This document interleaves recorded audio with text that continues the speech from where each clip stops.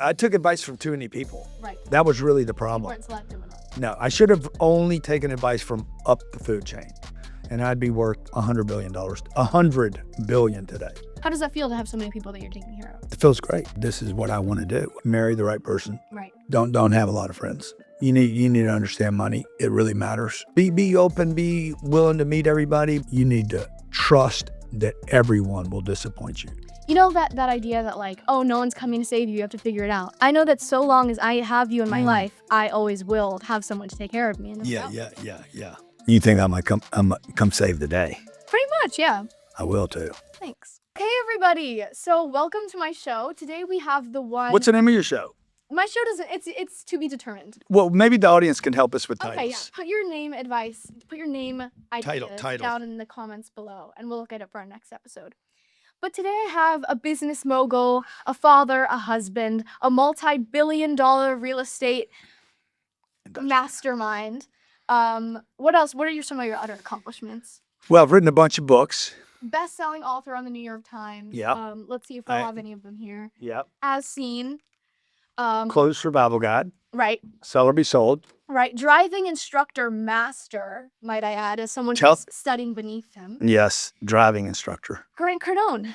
Yeah, thank you for coming to my show. No, so glad to be here. And I look forward to what titles we come up with. I look forward to it as well. You know, you're my first guest. Yeah, it's fantastic, It's a man. pleasure to have you here. Well, it's great to be with you because every time I'm on any of your shows or you're on any of my Instagrams or YouTube, the views go through the roof. Dude. I mean, what can I say? For every People love view, me. seriously, for every view I get, I don't know if you've seen the metrics, but we get like my highest viewership is with Scarlett Cardone. How would you introduce me if this was the other way around?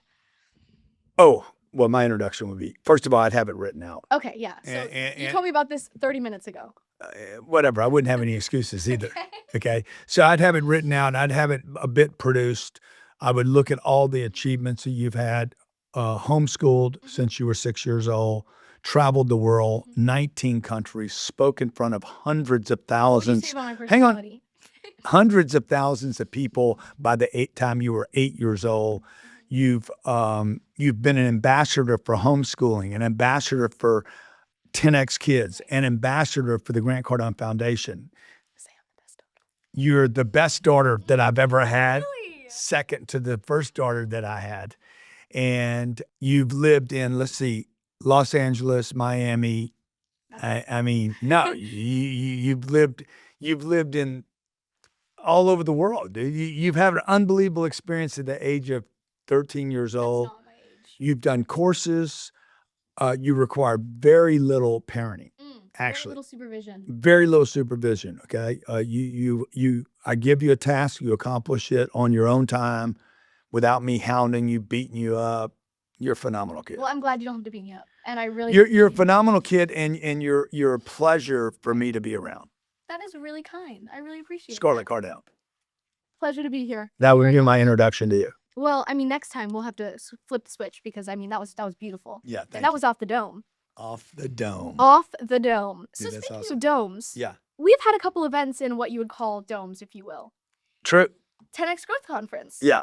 How did you come up with that? I want to know the thought behind that. So this book, Scarlett, you weren't born yet. I was not. The 10X rule's not in here, but That is an out point. a big out point. So it was 2012.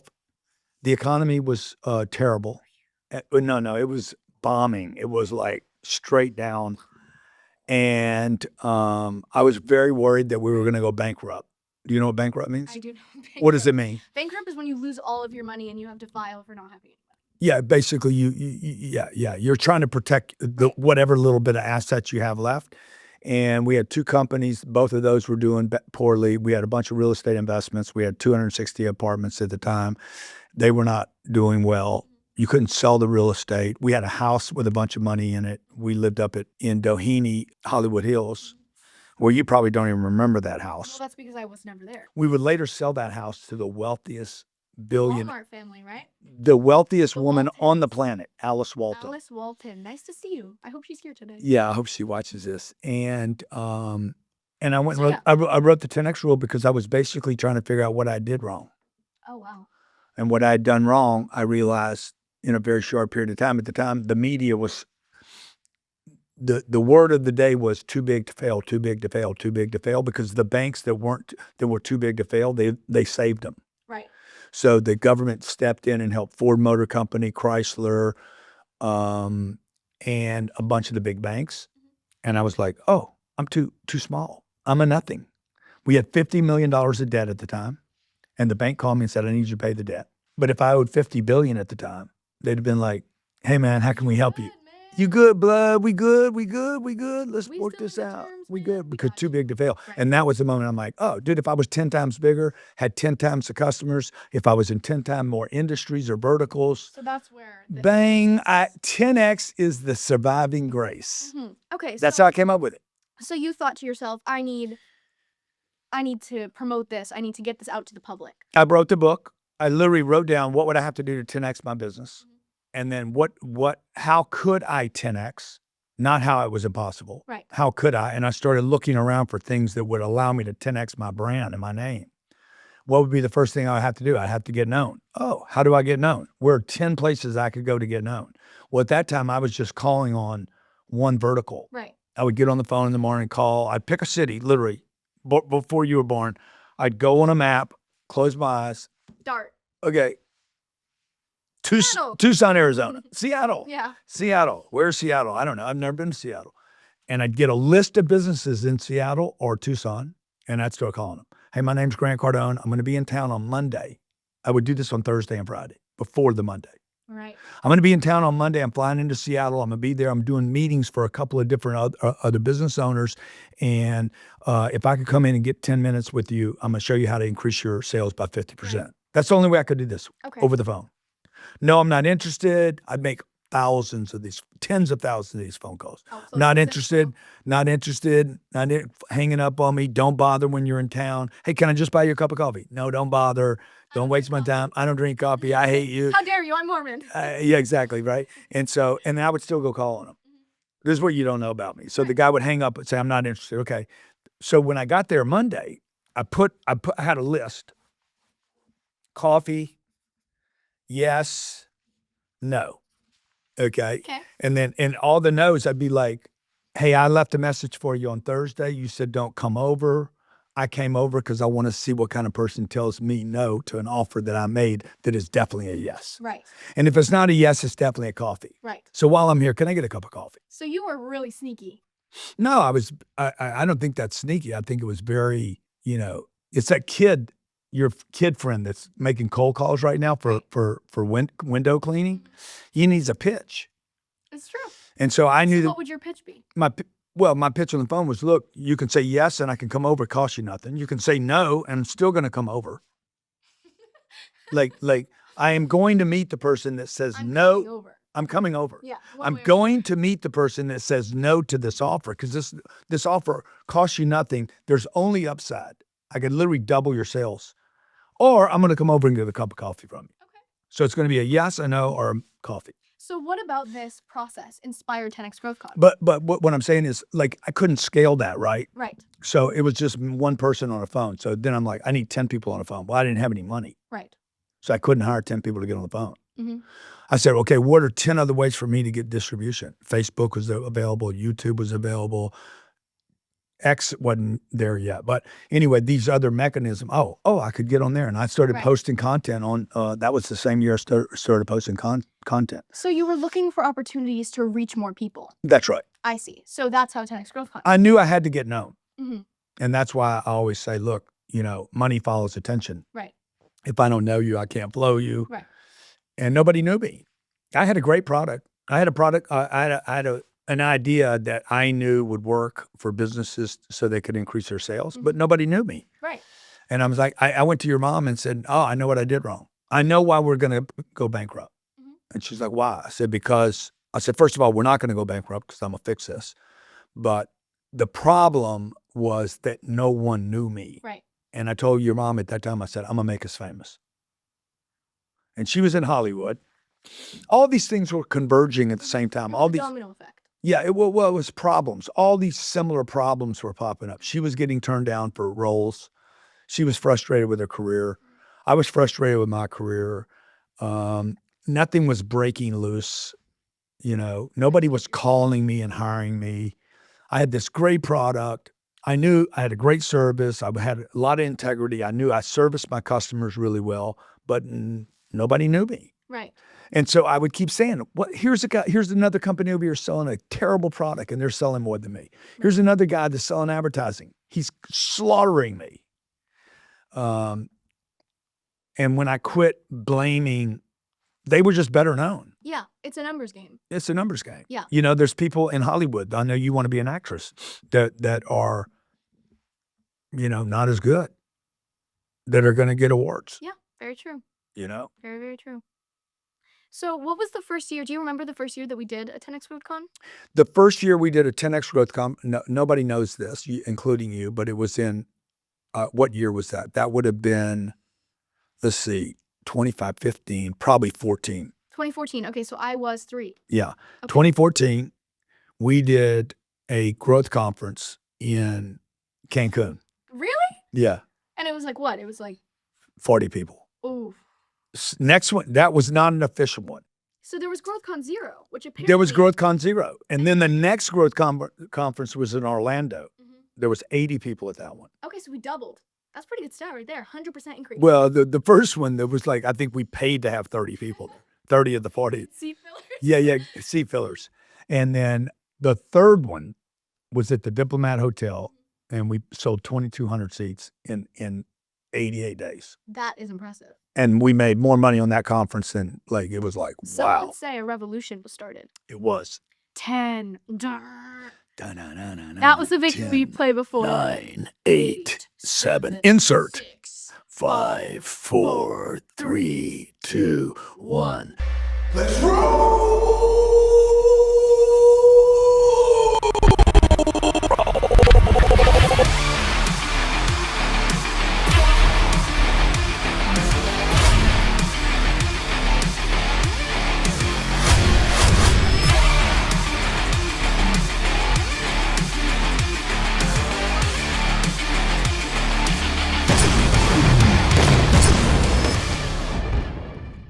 John Maxwell was there. We had Bethany Frankel. We had Drew Brees, John Damon David, John, Dana Dana White. White, Floyd Here's my question Mayweather, for you. Tom Brady, Arnold Schwarzenegger.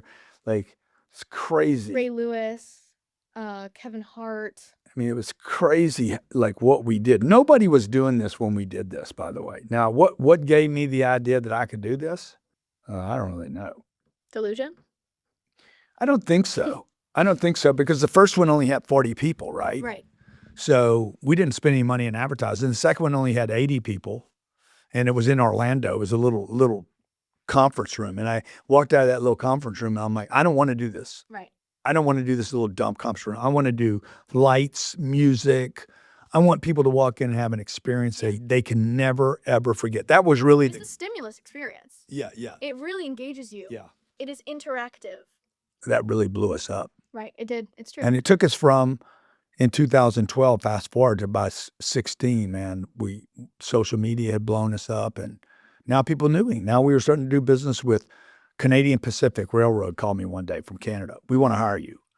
Ashley Furniture, $5 billion company. Hey, we want to hire you to put your social marketing and your sales systems into our company. People were starting to call me for the first became time in my global. career. Yeah, exactly. Right. The U.S. military called me to go to Fort Bragg and be ahead of their recruiting for the U.S. military, because they were having recruiting problems. You probably don't even know that, Of the army. because it's a sales pitch. Fair enough. Yeah. Well, this leads me to my next question. Do you think we'll regret? First of all, why did we stop doing that? We stopped this year. This is our first year not to do it. 2026. And you told me yesterday. You said we would be doing a growth conference right now. This month, March. And I was like, yeah, we would be. And I kind of miss it. And I knew I would when we stopped doing them. But it was a decision, I think a twofold decision. One, I am going to miss them, 100%. because I think it was a very special Yeah. event. It really, really was. I mean, for me, we had been doing them since I was like 3 or 4 years old. It was like a marking of time in my life. Yeah. Like every year, no matter what was happening, GrowthCon's gonna roll around. Yeah. Every year. Yeah. And every year it did. And it was great. And I got to speak and I got to meet people. And I always knew I would have all these experiences. Yeah. It was a really special thing. I remember the one in Marlins Stadium where we were in an RV. We rented out the whole stadium, and then we had this RV that we stayed in because Yeah. there was no hotel rooms, but we needed a place to change and everything. And then you guys, you were really young. You were probably 6. Sabrina was 8. And you guys would be in the window of the RV and be saying hi to people. And they loved you were us. celebrities, dude. We were in that world. We were. Yeah. Yeah. We would walk through the mall and people would be like, I mean, it was a weird thing because I was 6 years old and people were coming up to me and asking me to take a picture. Yeah. You know, that's like a weird phenomenon. Yeah. But it was awesome. Yeah, it was so I'll miss it, but the reason we ended it was because 1, all things do end. True. 2 is like, okay, I want to transition to be someone else. And what is that? Well, we ended this at the height of it, by the way. Yeah, absolutely. It's not like this was a failing project. This was a very successful conference. And I just knew that it was only a matter of time before I couldn't keep scaling this, and that I wanted to become something else for you guys, to leave with you guys that are you guys going to really want to run that conference 10 years from now? Right. I get what you're saying. And so I wanted to build something new, and I couldn't hold on to that and build the next thing I want to Can't build. keep one foot in the door and the other in the window. Yeah. Right? That's what you're saying? Or you can't surf 2 waves at the same time. That is a much more eloquent way of saying it. Yeah. But I liked mine. It Yeah. gives you an image. Not bad. Not Yeah, bad. thank Not you. bad. I Not bad. appreciate it. So, I mean, what are you searching? No, go ahead. Well, now you're catching my attention over here. How much money is Cardone worth? No, well, that's okay. Okay, well, this is my question. Yeah. When 10X GrowthCon was just starting out, Yeah. we had all these people involved, right? We had some pretty big names. How did you get them into it? Well, we would get them into it. I mean, we eased into it. We didn't in the very beginning. I was asking friends and other speakers and authors that wanted a stage. Typically, sometimes what we would do is like, yeah, come sell your book. I see. You know, come and sell your program. And then after that completely was a terrible idea. Yeah. Why? Because every time somebody went up there, they were selling something. Mhm. Like the one we did in Marlins Stadium, that was the last time we allowed anybody to go on stage and sell anything. Right. Because it was like, sell something, sell something, sell something. I'm like, It was okay. one big infomercial. Yeah, it didn't feel good to me. It didn't feel good to the audience. And after that, the only people we let on stage was people that we paid. You come speak. And we started just reaching up into the food chain. I see what you're saying. Who do you think was your most monumental speaker? Most monumental Like, who was, were you like, yeah, I mean, Donald Trump walked in. true. That's a great point. Like, Donald Trump walked in. Nobody knew he was coming. But we did 2 things. 1, we went all the way up the food chain. 2, we quit announcing speakers. Which is insane. We didn't promote any That's speaker. insane. 3, there was no schedule. There was no itinerary. So you didn't know who was coming next. It was complete mystery. Everything was a mystery. We did things there, like we sold 1/3 of the tickets for the last 7 events we did were sold without a venue, location, or a date. That is unbelievable. And no schedule of who's speaking. The only people that anybody knew was coming was me. And you guys were going to be there, the family. And then we'd bring speakers in, right? So Tom Brady was phenomenal. He was a big speaker. Yeah. Mark Wahlberg. Mark was big. Yeah, you and I just saw Departed last We night. did great. Yeah, that was movie, great. By the way. Martha Stewart, Charlie Kirk. Charlie, I got Irrelevant. Charlie died that year. Probably like what? a 2 month months later. afterwards? Yeah, 2 months, 3 months Is- later. Yeah, Crazy. His profile picture is a picture from your event. I Yeah. always like to say. yeah, Not that that's relevant, but yeah. I Eh, mean, Wow, I didn't know that. yeah, it is. It's where Wow. he's like, and you see the 10X in the background. Yeah, yeah, Yeah. yeah. Because anybody that went there, like Donald Trump showed up. Donald looked around and said, he had been president. He's like, man, this is an amazing event. That guy's been everywhere. Yeah. Tom Brady walked on stage. Oh my God, this is amazing. I mean, Usher walked up. Oh my God. Floyd Mayweather. Oh my God, this is amazing. Like when you, and that was the goal. Dana White walked in. Dana White that runs the UFC says, oh my God, man, I can't believe this event. 3 days. Like he's running a 3 or 4 hour, maybe a 5 hour event. We were running a 3-day event. Sometimes 8 with to a 4th and 5th day, Yeah. 8 o'clock in the morning to 8 o'clock at night for 35,000 people that were coming for education. Steve Harvey came in and said, you told me you were going to have 35,000 people here. I did not Super believe Bowl you. weekend, by the way. Yeah. Might I add? And he's like, who are you? He didn't know me at the time. And he's like, how can you get this many people to show up for education on a Super Bowl weekend? I mean, how do you do it? Well, because I believe that there was a lot of people that wanted to be, that want education, you know, they want education and entertainment, that they want it to be fun. They want to see family. They want to have hope. They want to be inspired. Yeah, we have to sell things at it. I mean, that's the only way that event worked. Yeah. And That's really awesome. yeah. Well, here's my And look, let me just talk to you about, like, one thing is the people I wanted to get that I never got. Oh, yes. Joe Rogan would never come. Why? He just said it's not his deal. I don't know if there's something or he's heard something about me or he doesn't like me or whatever, but he said it wasn't his deal. Maybe it's none of that. It's just not his deal, which I don't believe because I know he wants to help people. Right. And I know like one of the videos that Joe has posted is Tom Brady on my stage talking to me is one of the most inspirational speeches he's ever heard. Wow. He's talking about Tom, not me, Yeah. being inspiring. So that's what that environment was. So I never got Joe. I never got Dave Chappelle. Okay. I wanted Dave. I wanted Tom Cruise. Who doesn't want Tom Cruise? And who else did I want? There was one other person that I wanted that I couldn't get. Oh, yeah. Yeah. Share with the class. Our boy. Who's our boy? Our boy, man. Knapsack, I don't know who you're talking about. polo shirt. Kanye West. Yay. No, not yay. Well, yay, yes. Yay. But not like yay. Yay. Do you, in hindsight, do you think having Kanye would have been a good idea? 100%. I don't care what people say about Kanye West. I don't care. Okay, but can we clarify? I don't care. I don't care. I don't care. Kanye West will come back. Can we get a statement from you saying that you don't agree with his harmful agendas? Of course not. Okay, good. We just need to get that on the record. Of course not. Who agrees with anyone's harmful Very agendas? true. You know, I mean, I guess if you're harmful, but no, of course not. I mean, we But- have to admit he's a good rapper. But let's He's just the best separate rapper that of from his time. his lyrical genius. I mean, I have gotten so much pleasure from listening to His music. totally. So, I mean, it's a really out of body experience. If you offered me $10 million to never listen to Ye again, yeah, I'd probably take the deal. Okay, what about 5 million? Oh yeah, 1 million? no. I mean, 1 million? No, I don't think so. What's the amount? What you wouldn't go any lower? I mean, look, I'm easy to seduce with money because I have a plan for the money, Mhm.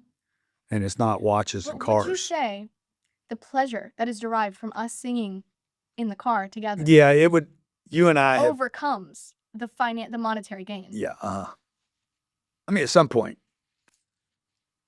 What? Yeah. What? Well, I mean, How much? You never get to see me again. $1 billion. no, No. No. 10 billion. no. Never. I'm not gonna No, take no number. Would you take it? No, No. I would never. Okay, here's my question. There's not a number I would take. Now, what if you said? What if Well, you this said? is what I'm gonna Let's say. play a Listen game. to What my if I said? question. What if I said you had to be homeless and without money for the rest of your life, but you get to spend time with me? Well, see, I think that's a bad deal. It is You a bad gonna help deal. me out at all? It's a terrible deal, huh? I think I can't help you. I don't have anything either. Then no, No what? I'm not. I'm. You're I'm not taking doing it. that. Yeah. And I don't think you would Good do for it you. either. Yeah, good for you. But it's just because, like, I think, like, as stable data in my universe that I have, something that I can depend on, is that so long as I know you, I'll always be good. Yeah, yeah. Which I don't know if I'm using you as too much of a crutch, but, like, you know that idea that, like, oh, no one's coming to save you, you have to figure it out. I know that so long as I have you in my Mm. life, I always will have someone to take care of me. And look Yeah, out for yeah, me. yeah, yeah, So I just don't think, like, that's why I would never take it, yeah. like, $1 billion, because I just feel like, You think I might come save the day? pretty much, yeah. I will too. Thanks. Well, here's my next question for you.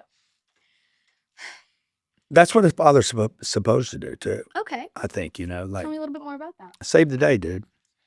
I think that's what a man's supposed to do. That's why when your mom wants to drive the car, it gets me upset because I'm like, no, dude, that's what I'm supposed to do. Because you want to be the provider. I want to take care of everyone. Yeah. So How does that feel to have so many people that you're taking care of? it feels great. It feels great. I get to fulfill my this is what I want to do. I don't go to work just to take care of you guys. I go to work to take care of you guys because it makes me feel good about me. I want I want to take care of you guys. Like I don't want to not take care of you guys. I can't imagine. I would be so unhappy if I couldn't take care of you guys. If I couldn't provide you with a nice car, a nice house, travel, like if I couldn't do that. It's really not about giving you guys something. Yeah. It's really about giving me something. You feel pleased. I feel self-esteem, character. I know the hard work's worth it. You know, me putting on a watch in the morning doesn't make me, oh man, look, oh my Do you wanna flex watch. your watch with me? I love my watch. Show your watch with me. Yeah, Shake it. shake it. So, you know, but knowing I take care of you, or knowing I spend time with you, knowing that I can spend time with you. Yeah. Like this morning, how long did we roll this morning? Well, let me walk you through it. Yeah. We woke up, we got in the car. Well, I had to wake you up. We got in the car. What? Yeah, I know. We went to Starbucks, you got me coffee. Like you do you've probably spent like thousands of dollars worth of coffee on me at this Yeah. point. We got your haircut, and then I drove the car.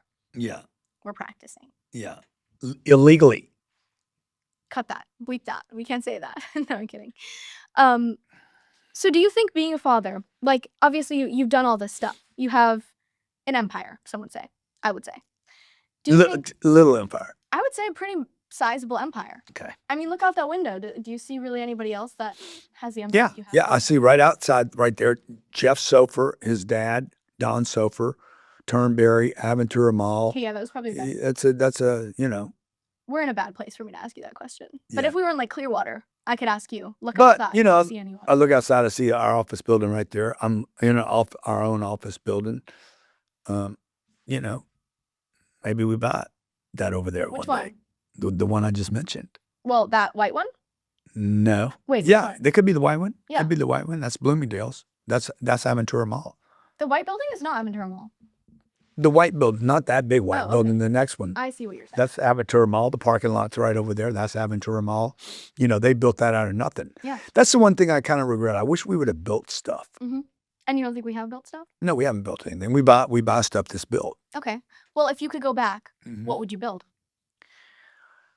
If I could go back, what would I build? If I could go back, You can go back. You're 25. 25 years old. You have no money. Uh-huh. You don't get that. You don't get to keep that. But you get to start over. I don't have any money. Well, not more than you had at that time. I didn't have any money. Exactly. Yeah. Point in case. Why am I going back then? Because you're going back to when you're 25 years old. Yeah. You get to relive your life up until this point. I know everything I know now. Sure. Oh my God. But you don't get to use it to like bet on like the Super Bowl, how you make a ton of money off that. Like, what would you build? Well, what would I build? I mean, I would know everything that's going to happen. Right. I mean, I would, you know, when we came to Miami, I wouldn't have, I bought 1,000 units up north. I would have bought 10,000. Right. I would have bought 10,000 down here. I would know, I would have built the Aventura Mall Okay. because now I know it's going to work. Maybe that was a bad question. So I don't know if I'd have left La Jolla, I would have probably bought 5,000 apartments in La Jolla or built them. I wouldn't have built condos and sold them like Ralph did, dumbass, and Rob Shamali, another dumbass. These are people that I don't like still today. They're nemesis. They're people that cause me problems and that actually benefited me in life. But yeah, I would. I mean, you went down a very real estate business focused life. Yeah. Now, if you were standing at a crossroads in your 25-year-old body, Yeah. which way would you go? Would you go down the same path? No. Okay. Well, No. I wouldn't have done it. I wouldn't have done most of what I did. elaborate. Elaborate. I would have not. I wouldn't have been in the automotive industry. I would have gone straight to Wall Street. I'd have set up either a J.P. Morgan or Goldman Sachs, and I'd have become an investment banker, Investment banker. and I'd be worth. You know, I'd probably be Jamie Dimon today, running Chase Bank, Yeah. J.P. Morgan. Pretty cool. Pretty cool. Pretty cool, But- dude. I wouldn't be here. Why wouldn't you be here? Well, I mean, if you never left La Jolla, you would have Yeah, you're right. Yeah. butterfly effect. So what would I rather? Yeah. You can be honest. Because I'm here now. I mean- What can you do about it? Yeah, I don't know. I don't know. I mean, I can't. You know, you can't make that. You can't have it. I can't have it. But Like if I could say, okay, you could be Jamie Dimon and run a $5 trillion bank, or what? Be Grant Cardone? Be Grant Cardone, just have your kids and have your wife. And Do I get to be still the kind of Grant Cardone I am today? yeah. Or no, I got to be more like him? What's your question? If you want to be Jamie Dimon, you're gonna be Jamie Dimon. You're gonna wear a vest and you're gonna follow the rules. Yeah. Like, Yeah, well, he don't follow the rules. okay, but never mind. he makes the rules. Man, I don't know. That's pretty tempting. Well, fair enough. I mean, Everyone has their price. that's a $5 trillion bank. But, you know, I wouldn't want to give you up, buddy.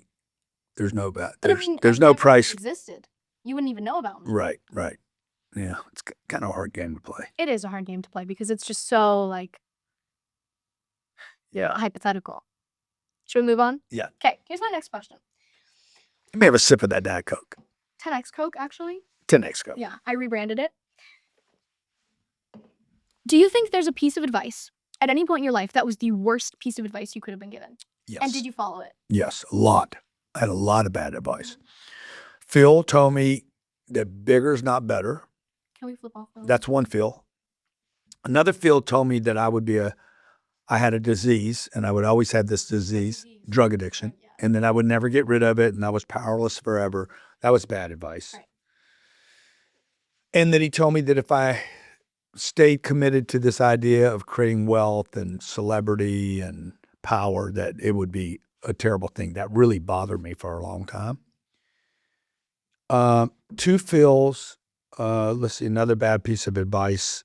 A lot of bad advice. Go ahead. I feel like there's something right there. Yeah. I feel like there's something on the tip of your tongue and you're debating. I mean, there's a lot of bad advice. I took a lot of I took advice from too many people. Right. That was really the You problem. weren't selective enough. No, I should have only taken advice from up the food chain. Right. And then even when I took advice from up the food chain, sometimes I treated it like the rest of the advice from sideways and down. Exactly. So that was the other problem. I'm not going to tell you who this was or what it was, but this one guy gave me this piece of advice. It was freaking brilliant. It was like 10 or 15 years before anyone else told me. I cannot tell you guys what this is. Who it is? But I can't tell you who it is, and I cannot tell you what it's about. You can't tell me the advice? But it was like, I'm like, yeah, Okay. big deal, dude. This was, I'm not a journalist if I don't ask you what the advice was. I can't. You have to. It was so good. There was another guy that told me similar, way up the food chain, way up the food chain. And I should have pivoted when he told me that, done it, and I'd be worth $100 billion, $100 billion today. What is the advice? I can't tell you. You have to. I cannot tell you. Why not? I cannot. Because- The two of them are, it's the people that were involved, and then it's the advice that was given. I Well, can't. I want to ask you who was involved. One of them was about money, and one of them was about health. Mm. Yeah. Can I pick one? You just have to tell me one. I cannot. Now, there's another piece of advice a guy gave me, Doug Doring, probably the greatest piece of advice I've given that I haven't completely used yet. The last time I saw him before he died, I was walking out of his hospital room. I knew he was going to die, and he knew he was going to die. And this is 2 years ago. And I said, Doug, is there any advice that you have for me? He's a dear friend of mine. Like, I have very few friends, as you know, very few. And Doug was one of those guys. And I said, Doug, is there any advice you can give me? So last time I'm going to see you. And he said, no, man, no, I don't have any advice. And he was like, we were both, everybody knew it was terrible. And I'm walking out of the room. He's like, no, I got one piece of advice for you. Come here. And I went back and he's like, Grant, be true to yourself. Trust yourself, Grant. And Doug had always told me this my whole life. Now, me and him, Doug Doring and myself were completely different. He was much more low-key, very professional, not flashy. And I had heard about him my whole life. We were the same age. I always looked up to Doug. Very methodical, like building blocks, A, B, C, like, and me, I'm kind of like, Yeah. well, I was working on a project with Doug once and I said, Doug, I said, Doug, what do y'all need me to do? He's like, we don't need you to do anything except be you. Don't change anything. Doug was probably the only person in my whole life, including my family, that was not just you guys, but even you guys, that was like, change nothing. Yeah. Do your thing, dude. Yeah. Be you. We don't want. They wanted to add me to this charity event, right? And they said, we just want you to be you. Don't change anything. Just be you. Him and one other guy. Or Who's the other guy? cool. I can't tell you. Is it who I There's think it actually, is? yeah, Is it who I it, think it it is who Yeah. you think it Okay, is. okay. And there's a third guy that's not alive anymore. There was Third guy? three. I Will can't you tell. tell me on the way home? Yeah, sure.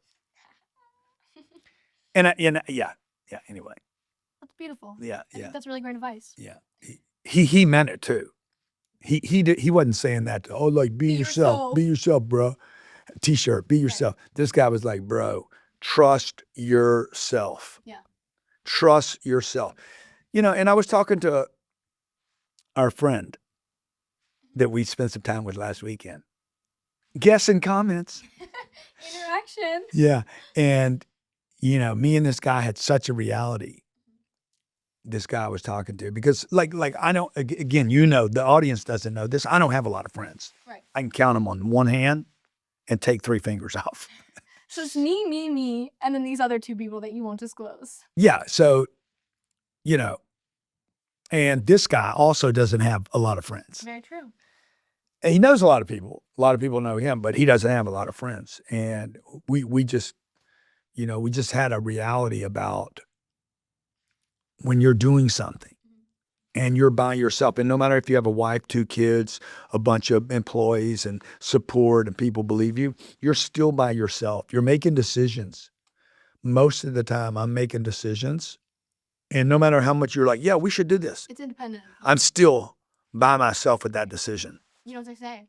What? The only thing worse than a bad general is 2 good generals. Dude, you are 1,000% right. Because even if, let's say I fully believe in a way to go do something, and you half believe it. Right. So that's not more than if I just believe it. Yeah, I agree. Because you're half. It's my half and my not half. Yeah, exactly. You get it, right? Yours, I'm certain, then I check with you and you're half certain. Right. That actually that's not 150% certain. That's actually 50%. 50% certain. Yeah. You pull my certainty down. Dead You don't add to it. Right. You got me teary-eyed today. I'm sorry. Yeah. Well, I'm sure the guests love to see it. Okay. Is there any advice that you're like really thinking there? Yeah. No. Is there any advice you would give to me that you hope I follow? Piece of advice I would give you. It's really hard because, dude, I don't want to give you guys too much advice, because then I think, what if it's not right for you? Right. Because I don't know that everything that I believe for me is right for others. Right. Because it goes back into that you have to have I have to have my certainty. Yeah. And then I put that on you, and then you're like, that's not true for me. I remember, I think it was Jay-Z that was talking about, there's a lot of paths. Yeah, His past different than my past, different than Tom's, or Bob's, or John. So, I don't know what's right for everybody. I think that's between them and their God and their, postulates and decisions in life. But what I would tell you, dude, is like, marry the right person. Right. Okay. Don't have a lot of friends. Okay. I would tell you, you don't need a lot of friends. You need to understand money. Mm-hmm. It really matters. Want a ticking clock here. No. What would I tell you, man? I would tell you, like, just, there's a lot of people out there that they don't even want the right thing for the best thing for themselves, and they're never going to want the best thing for you. So, you got to be careful around people. Like, be open, be willing to meet everybody, but you need to have like, it's me. Half bottle glasses, half full, half empty, dude. You need to trust that everyone will disappoint you. Right. I have a problem with that. Because people are broken and messed up and confused. And it's not so much about the human condition. I think people at their core are great people. The problem is there's so much other stuff and false information and misinformation. And, even when I was 35 and 40 years old, I had all these people telling me all this stuff that was bad information. Yeah. So at that time I had become a liability, a little bit an issue. Okay. Okay, we'll return this. Okay, soon. Be back. Commercial break. This is the best podcast I've ever been on, by the way. Go ahead. Tell me more about that. Well, you're fantastic. Right. Your timing's great. Right. You ask very provoking questions, okay? Thought-provoking that cause me to go deep into the recesses of my mind. Right. You're extremely intelligent, very fast, very witty. And look, man, I just love being with you, dude. That is so kind. I know. Thank you so I could much. start crying right now. I could also start crying. We could just cry for Really? the rest of the podcast. Really, this is. So I don't really remember where we left off. What were we talking about? Advice. We were talking about advice. Oh yeah. So I'm gonna, yeah. Okay. You remember that? I think so. That was like what, an hour and a half, 2 hours ago? It was Probably long- more. longer Probably than like that. 5 hours ago. Yeah, probably was. So my next question for you. You've obviously lived a very interesting life. And in that life, you've done a lot of sales. Yes. This is my question for you. Yes. Now, if you were getting into sales, how would you handle the justification of like a person just immediately saying no to you? Oh, How would you handle that? Well, let's say I'm knocking on the door. Not okay. I'll open the door. Yes, ma'am. Hello? Yes, ma'am. I'm not interested in whatever you're selling. I'm not course. interested. Of course you're not interested, ma'am. You don't have enough information to be interested. But what if I could tell you that I was here to give you $1 million? Are you here to give me $1 million? Yes, ma'am, I am. I'm You here are? to give you a. Give it to me now. Let me before I give you the $1 million, ma'am. I have to explain what I'm going to do for you. All right. Okay. First of all, I want to tell you that when I was walking past the neighborhood, your home is so attractive. Well, thank you. Yeah. Your yard, your landscaping, the bushes, the attention to detail. And then I noticed, ma'am, my specialty is cleaning windows. Really? And I do, and there's at least 4 neighbors in the neighborhood that will tell you, Really? I make your windows look like $1 million. For only $189, I'll clean every window on your house. Will you do that for me? Yes, ma'am. Wow. Where can I sign? Yes, there you go. See, there you go. See, you notice I quit talking at some point, right? Yeah. I was going to keep going, but then I noticed you're like, Once you get there, you don't have to it sell looked them like to it looked like you were ready to buy. You like, really? You went from not interested to really? Right. And I'm like, shut up, close the deal. Right. Visa, MasterCard, American Express, or do you have a Cash App, a Venmo? Let's go. Right. For your young guy that wants to learn sales, okay? He should get on Cardone University. Right. And he has to learn how to handle a no. There's basically 3 things that can happen. And I'm glad you asked, by the way, because you need to learn how to perfect this yourself. Right. Just because you're, Pretty good salesperson. yeah, but you don't know what you're doing yet. Some wouldn't say that, but all right, continue. Yeah, but you would say that you're good, but the truth is I don't know if I would say that. you don't know what you're doing yet, okay? Because there's a system, Right. okay? The fact that you're not interested, the lady said she's not interested, no is a level Of interest. of interest. She's saying no to something. Why? Why is she saying no to something? Typically what happens, somebody that immediately gives you a no is an easy sale. Right. Because if they can go from one side, That's why they're saying no. No. No to what? Like, that's why I said, hey, man, what if I was here to give you $1 million? I see. 10 million, Right. $1 billion, Right. lottery ticket, 10 years extra to live, Mm-hmm. 50 years, magic formula. Wow, Fountain of youth. you're really good. I'm here to clean your windows. So there's 3 levels basically. I'm interested, I don't know, maybe, or yes. Mhm. They're all really a version of yes. Yeah. You just got to figure out how to move this person down, because the same person that's going to say no to you at the front door is going to go have a cup of coffee and say yes to it. So the trick. So you have to, huh? No. Is what? It's coffee, Yeah, could be. Yeah. Coffee's for closers, as they say. as they say. Who says that? Just you? Oh no, that's Glengarry Glen Ross. Ooh, sorry about that, Glenn Ross. Yeah. So you have to learn sales. Women, particularly girls, need to learn sales. You guys need to learn how to sell stuff. Why is that? Well, because first of all, you're taught not to approach. Right. And, boys are pursuing. It's all right for them to pursue. Girls are like, oh, I got to wait. Come talk to me. Come talk to me. I'm the butterfly. No, I'm the flower. You're the Yeah. butterfly. You're the hummingbird, the bee, whatever, right? So I would just say that you have to learn how to go approach people. It'd be really good for you to go do cold calling for like 3 months Okay. and raise money door to door. I've done door to door. Tell Did me you know that? for Well, your money, for your I have a movie. short film, Yeah. right? And I was having some. Oh, hello everybody. You can hear me much better now. I'm not going to turn this podcast on me because there's enough of that in this world. But I was doing the short film and we needed to raise a significant amount of money. And you kind of came in clutch and you were like, okay, if you go door to door, whatever you raise, I will match. So I think I did like 3,000 in 2 days, which I mean, that's pretty good, we have to admit. Yeah. But it's really difficult. It is a hard business to be in. Yeah, I mean, when you're raising money for a movie, that the guy woke up this morning, Raphael woke up, you knock on his door, Raphael answers the door in his pajamas, and he's like, "Who are you?" He didn't wake up that morning with a budget Exactly. to fund a movie That he's not gonna see. or to clean his windows. Yeah. So you're taking somebody who has zero interest, wasn't even considerate, like from like on a speedometer, 0 to 100 that fast. Yeah. It's very, very difficult. But it'd be great for people if they could get through the rejection, the not answering, the fear going up to the door, the amount of rejection you get, and then you got to go knock on another door after that. The fact that you went and did that at all is pretty remarkable. Thank you very much. Yeah, I mean, it's not an easy thing. And your kid, your buddy, sorry to interrupt you, but your buddy, whatever his name is, okay, what's his name? Josh? Josh, yeah, Josh. Josh, dude, you got to learn the game, bro. Okay, everybody's a buyer. Here's some little simple things you have to know. Everyone is a buyer. Everyone will say yes to something. There is no such thing as a non-buyer. Everyone has a price. Everyone's qualified. Everyone needs your product.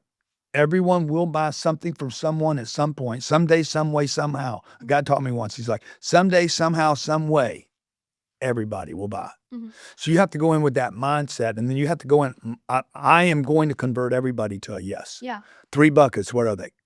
3 buckets? The 3 buckets. Of what? Not interested, Oh, not interested, maybe yes. maybe, and yes. Your job is to get the not interested to a maybe and the maybe to a yes. Simple. A yes is Bing, just bing, a bing. maybe. No. A maybe. No, maybe is just a yes. And a no is just a maybe. A no is a maybe. A maybe. That's how I got your mom. Ooh, do you want to tell us a little bit about that? Well, your mom said no to me. How many times? She said no on 26 phone calls. She didn't answer on 13 phone calls, and then she started slowly Are you answering. like against your wall, like another one? Oh, yeah, 100%. Another one. DJ Khaled. I'm getting a little closer Right. because you just start wearing down the nose. Dude. Yeah. This is what kids know so well. You knew it better when you were 3 than you know now. But it's like I was telling you in the car this morning. You remember? Yeah, well, you got What mad did at me today. What did I say to you in the car today? I said, okay, so I had this friend and he won't tell me his middle name. You said you were very And I said, I will get Persuasive, that of his. yeah. I am very persuasive. And he went, I wouldn't say that. You're just very persistent. And I was like, what does that mean? persistent, but persistent is a good quality, dude. It's fantastic. But the problem is when people grow up persistent, your mom tells you you're nagging, you're being a tell me spoiled I'm brat, you're being a spoiled brat, take no, but don't listen to any of that, No. including us. Yes. Don't even listen to us. Well, Just 2 days ago, I was asking you something. And you're like, Scarlett, enough. leave me alone. And I was like, no, I came here for an answer to my question. I'm going to get an answer to my question. Yeah, and you should. And all kids out there, you guys should persist, nag, drag. But if you want to not be a little brat, learn how to sell professionally. And what that always is always agree with the buyer. Remember, they're all buyers. Customer's always right. The dad's always a buyer. Mom's always a buyer. They'll always buy grandma, uncle, aunt. Some of them are easier than others. And so when they say no, just say, yeah, I understand. I understand you don't want to do this. I understand you don't have the money. I understand this is not a good time. I understand that you spent too much money already. I understand all that. And with all that And then being do it said, with a big smile. And then, by the way, under what conditions with that? what would have to change for you to buy my product, Mirasir? Nothing. I'm out of money right now. Well, I totally understand that. Now, if this was the perfect product that would solve all of your You're problems, you're good. would you buy it? You're charming. would. See, You and would. that's where they're going to get to when they start getting to this. Like, oh, they go from that to, oh, you're so You cute. dirty dog. You got me. See, and then they're going to love it, dude. It's relationship building too. Sales is just It's networking. Why do you look so shocked? networking was the prospect, getting the prospect. Exactly. Selling is converting the prospect, the network, to your net worth. Thank you. You understand the That's difference? beautiful. Network is the people you know, Mhm. and the people you add to the people you know. When you convert them to purchase something from you, cookies or charitable or whatever services or your window washing, now they become part of your net worth. Your network is, Your net worth. Very well said. That was beautiful. Thank you. That was beautiful. I mean, modern day Shakespeare over here. You're so snappy. Wow, that's really interesting. I Yeah. appreciate you telling me all. Yeah, sure. So you got your start in automotive. Yes. How is that compared to what you're doing now? Well, interesting. I didn't know you even knew about these parts of my I life. know about everything. Yeah. About everyone. Yeah, so I mean, I was in the automotive industry, so I just slid over and kept talking to the automotive industry, like You just did a little cheeky. yeah, kind of cheeky. Yeah, I got good at it. I didn't like it. I didn't like being in that business, but I got good at it, and I did like it. And I learned a big lesson that you don't have to like something Yeah.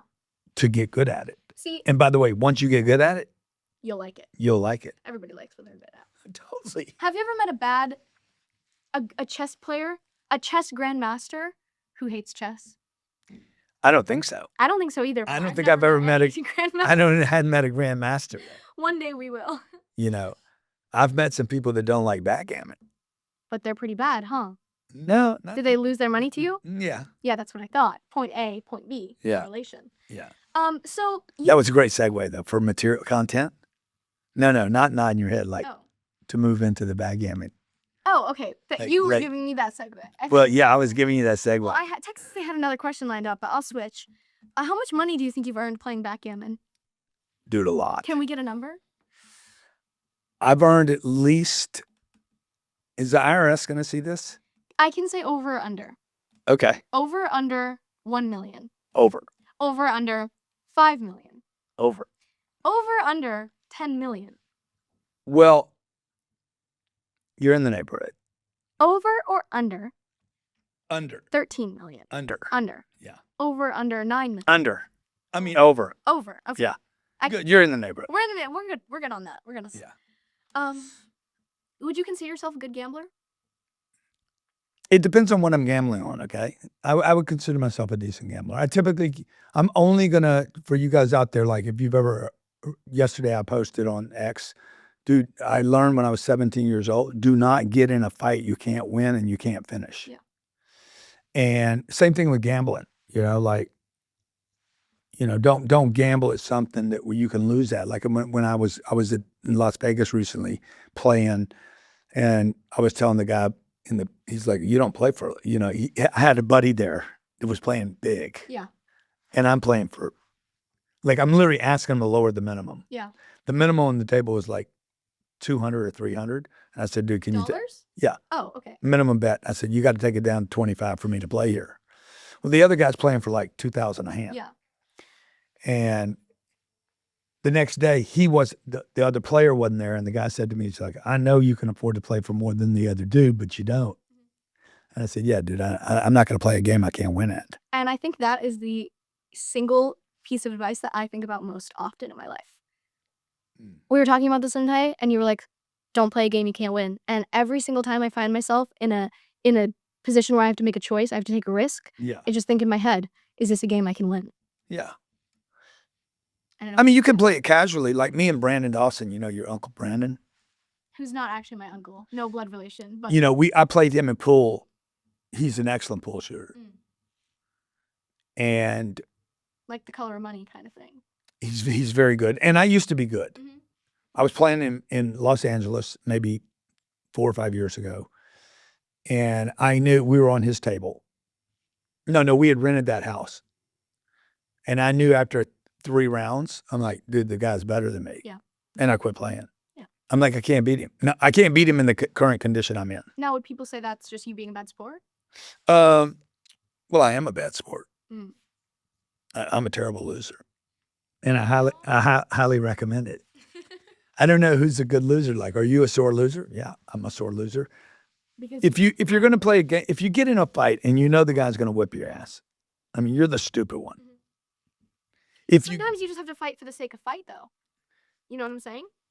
no, Oh, okay. Never no, that's not a good idea. Like now, if you're going to get in that kind of fight, you need to leave that fight where that guy's like, I never want to fight her again. Like you need to leave, even if you lose. I was taught this when I was 17 years old. What was the story that you learned? The kid, we were at a place called the Hungry Night, Lake Charles, What is the Louisiana. Hungry Night? The Hungry Night is What is is the hungry night? It's a bar. Okay. You go to the bar, you meet people, talk to people, drink, da da da.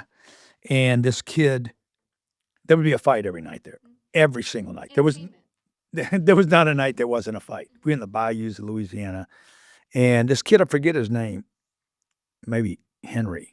We'll go with Henry. Sounds like a jerk already. Yeah, Henry was getting his ass whooped. Oh, never mind. Okay. These same guys, by the way, would team up on people every week. And this guy's getting his ass whooped. And unlike other people, though, Henry just kept getting up.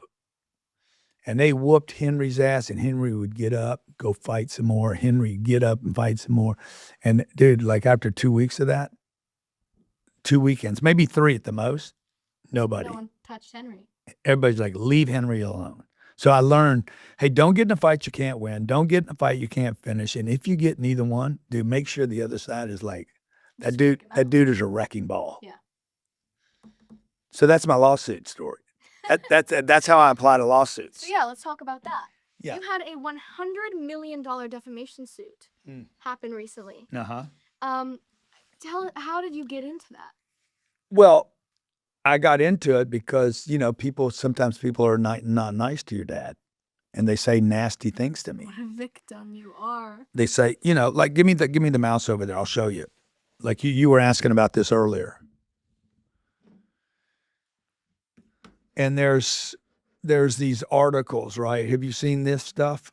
No. Have you seen this? Let's see. Yeah. Is that The court revives a lawsuit against 10X Wealth Guru, or did this one, the RICO fraud, the Grant Cardone hit with a class action suit, Gary Brecka lawsuit, the former T-Mobile CEO deposed in $100 million defamation suit, $500 million defamation suit against Grant Cardone. And she's suing you. Yeah. How, nobody knows. I feel like, Defamation. okay. Investor's daughter. Oh yeah, they're. So yeah, how does that make me feel, dude? It's terrible. I hate it. I hate you guys seeing it. I hate your friends who are like, oh my God, her dad is in so much trouble. I'm not in any trouble. Yeah. But what happens is when you start creating and building stuff, people start attacking you and trying to get stuff from you. Sometimes, in some of the cases, I had to actually do something against someone to say, stop it. What you're saying is there like a point where the mindset shifted between, okay, it would be great if you would stop defacing me, but now I actually have to do something about it? well, there's the people that you don't want to actually take any action against because they're not worth it. Yeah. They're like ants, Right. Or this mangy little dog with fleas and ticks. Kevin. His name's Kevin, the little dog. And he shakes. He's a mangy little dog with like, ticks and fleas and mange spots on his body, and he's undernourished. He's never done anything or accomplished anything, and he's crippled, and he's on 3 legs, and his tail is all messed up. And he wants to make fun of me and my shiny, big, fire truck. I'm going to the fire to put the fire out, and Kevin, the mangy, flea-ridden dog, is barking. I'm like, what am I going to do, dude? I'm not going to give attention to you. Yeah, right. So there's that guy, and then there's the guy that's the shining CEO, Opposing shining CEO. saying bad things about me from his high horse, from his good boy. And I'm like, no, bro, I'll trip your horse. no, I'm And you'll fall right gonna off. take you out of that ivory tower you're in, and I'm gonna bring you down. Right. And you're gonna have to admit you were wrong. So there's that. So you got to pick who you're gonna. You can't go fight everybody. Like if you're gonna be anybody's gonna be successful. The critics are coming. The critics that are gonna come, and they're gonna like you were telling me about some of the stuff you heard people were saying on social media this morning on the way over here. Yeah, Yeah. that's terrible. It's pretty bad. But There's this girl at that restaurant. She's Yeah. a hostess. And I guess she recognized me. She came up to our table and she was like, I used to post videos of me doing makeup online. And it was very small scale, and people used to be so mean to me. And I cannot imagine what it's like that you're on such a larger scale. right. Because she was reading the hate that I was receiving. And it's just like, I mean, she was like, "I'm so sorry," and I was like, "It's fine. Yeah, That'll be yeah. okay." But you know, it's a lot. It's definitely overwhelming. Yeah. I knew she recognized us when we went in there. You remember the name of that little place? The Iris Cafe. The Iris Cafe Wild in Iris Dunedin. Cafe. Dunedin. It's Dunedin. great, by the way. Do you remember her name? No. Her boyfriend was a fan. Yeah. I took a picture with her, and she still didn't seat us right away. Well, I just think that's because they didn't have enough seats. Whatever. It's like okay. Here's little equation here for you. If I came to your restaurant, okay, and What are they gonna do? Kick someone out of their table? yeah, but if I came to your restaurant, I'm asking your audience that's watching this right now, would you seat us a little sooner? By the way, I gave him some social media love. Why not? French toast isn't that good over there. By the way, don't order it. It wasn't that good at all. Don't black PR my favorite cafe. Okay, and I had to wait. But everyone had to wait. Here's my question: Do you okay. think famous people should receive special treatment Should famous people from where? Like a restaurant? just for being famous? It's a great question for your audience. Yeah, because it begs the question: what have we done that puts us above someone else? Nothing. Well, unless if I was a restaurant owner, and let's say somebody famous came into my restaurant, Leo comes into the DiCaprio. restaurant. Yeah. I'm like, bro, you think I'm right? Okay, I'm gonna move somebody out. I'm gonna give him the best seat in the house. I'm probably not gonna like Leo. Everything's on me, bro. I got you. Just because he's Leonardo DiCaprio. Why not? I mean, he adds value to my restaurant. That's true. He adds value by his presence adds value to my restaurant. That is very true. And whether you like Leo or oh my God, he's into climate change, I'd get over the climate change thing for that moment while he's because he's bringing the temperature up in my restaurant, dude. He's heating my place up, dude. Right. You know, and if I could get a photo with him, that'd be cool. If I could get a photo that he was in my restaurant, that'd be cool.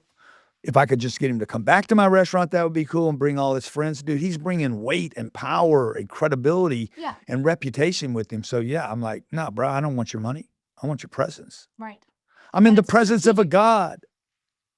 What is it? Wait. What's a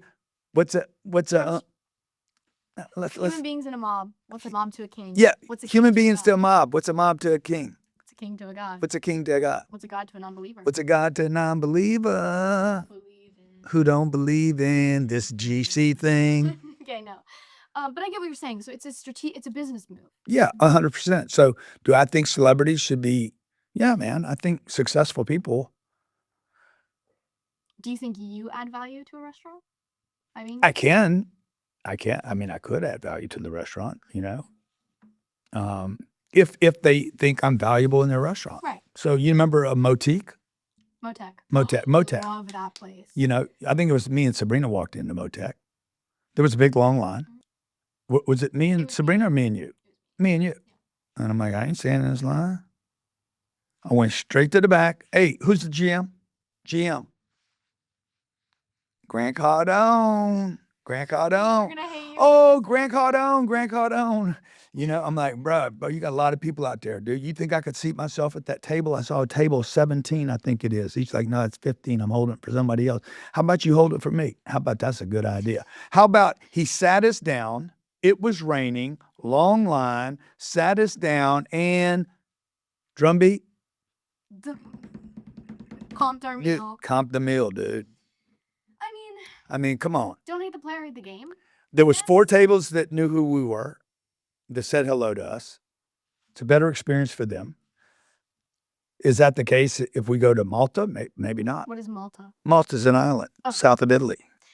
Well, I mean, and I also think it's not us saying like, oh, we are so important, so you should sit us here. If you think you should sit us, you could seat us.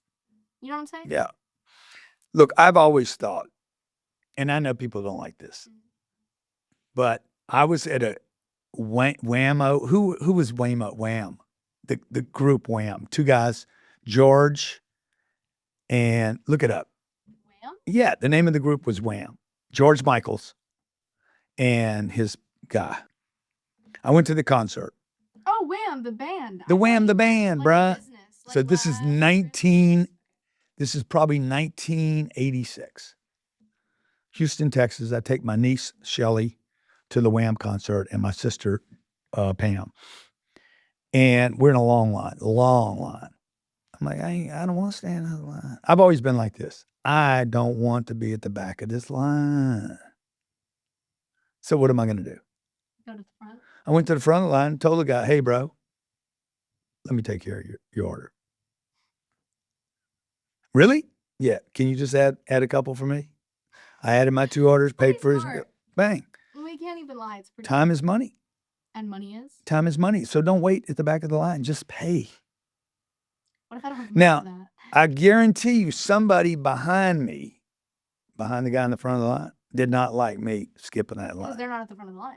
No, because they feel like they waited. I should have to wait. It's not fair. Your audience is watching right now is going to be like, he's teaching his daughter terrible things. I'm teaching my daughter not to stand in a line. And by the way, if you end up with a man that makes you stand in a line, I would say that he's not much of a man. Let me ask you something. Yeah. What of this? Oh, that's gonna rip right there. That piece right there, Clip that. dude. That's gonna rip. Viral piece. Do you right think there. that's right or wrong? I mean, I think Do you think it's wrong for me to skip? not. I think it's wrong for you to go and push someone out of the way and be like, okay, this is me. I'm standing here now. But I think if you're paying for someone's meal, like, seems like an exchange. He's next. I think it's a more. If he was sitting there saying, I'm getting 4 items, and then suddenly said, I'm going to get 6 items instead of 4 items. And you're paying for his meal. If I called it in, hey, George, I'll see you at the front of the line. Add 2 Cokes. I think it's fair. Okay. Now, what's wrong with me then going to George and saying, George, I don't know you and you don't know me, dude. Can you add 2 Cokes and I'll pick up the whole thing? What's the difference? I mean, I think it's fair. Dude, I think I would have been perfect for Departed. I don't think that correlates. Dude, at it's all. the same movie, dude. It's the not. same movie. I was Jack Nicholson, Okay. Leo, Okay. and You were all of them. who's the other dude? The other lead. Matt Damon. Matt Damon. I don't think one of I'm them was those Damon. I'm those 3 combined. Anyway, so I really appreciate. Wrap it up, Do dude. you wrap it up? Take it But I'd take us also home. like to say thank you for being such an incredible father. Oh, thank I you. think that every day we spend a lot of time together, and I really value that time. I think it's really special. You're a very, very busy guy, and I think it's really amazing that you still find time to spend time with me and to take me under your wing. And I really appreciate that. You and your sister right now, you are the most valuable things in my life. Nothing I've done, nothing I've accomplished, nothing I've experienced has nothing. All the money, the playing, all the stuff. Nothing has been more valuable than every moment I've spent with you. And if I could go back and get more time with you, I would. There's probably 10,000 things I would give up to have more time with you. I love you very much. And you're a great interviewer, dude. Thank you. Well, we'll do this again soon. Good, let's do it. Okay. Wait, should we give a 10x to the camera? 10x everything. 10x. Okay, we're out. Hope you enjoyed our piece today, our segment. Come back.